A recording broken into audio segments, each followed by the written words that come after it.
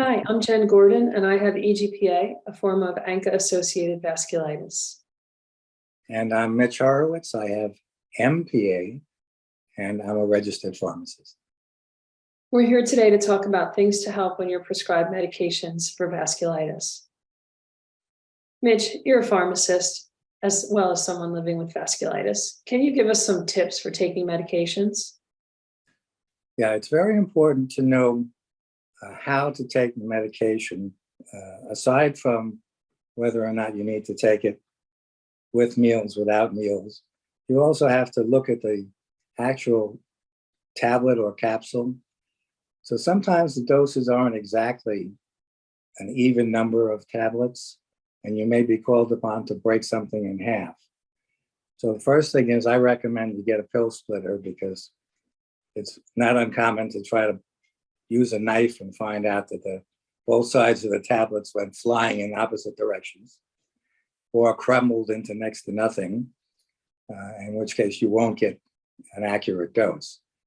So that's the first thing. Second thing is there are types of tablets or capsules that shouldn't be split. Well, capsules really shouldn't be split. Let's make that clear.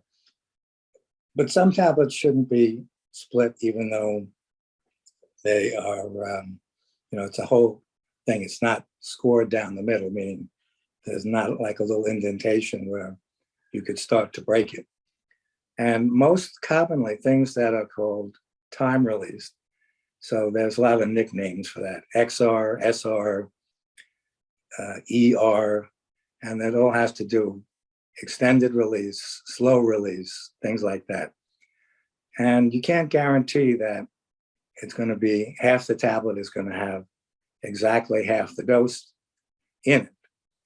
And it might actually release too fast. So be aware that if your dose is not the exact number of milligrams in a whole tablet, find out whether it's safe to break it or not, that it doesn't affect the absorption and therefore the action of the drug. Now, also, some of us take medications via injection. And despite what a lot of people think, it's not hard to handle syringes and needles, because for my work, I did it all the time. I didn't inject myself with the products, but drawing it up into a syringe from a vial is not hard to do. The other thing, though, is that it's hard to just force yourself to stick yourself. I know that scares a lot of people. So sometimes your doctor will say, well, come to the office every whatever to do it. But that can be time consuming. If somebody can teach you in the office, then it's really good to learn how to do it. And it's a lot of mind over matter for some people. Your hand may shake initially. Eventually you get confident enough and steady enough to do it. So give it a try if that, is what you have to do. Now, also you have to dispose of those used needles, syringes, and empty vials.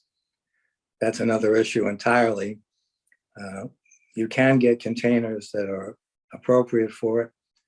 You can also use an empty detergent bottle. Don't use soda bottles. If a needle pokes through one of those, it'll go all the way through. But the stronger plastic in a laundry detergent bottle will resist the needle poking through it. And then sometimes you could take it back to the doctor, you take it to the pharmacy, and a lot of localities will have a day where you could bring it to a central location for safe disposal. So those are all things that you can do to, save the environment while still taking care of your own needs.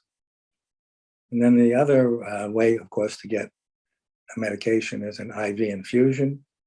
Sometimes you have to go to the doctor's office, sometimes to a hospital, and sometimes you could get a visiting nurse service to come and administer it. These are all options. You're basically at the mercy of your insurance company when it comes to that, but they will pay for it in some form or fashion. And that should also then, you shouldn't even, if you're going to an infusion center or your doctor's office, you shouldn't even have to get the medication. The doctor's office should do that for you. That's a lot of great information, Mitch. Any other tips you want to add? No. Great. Well, thank you so much. Okay, thank you.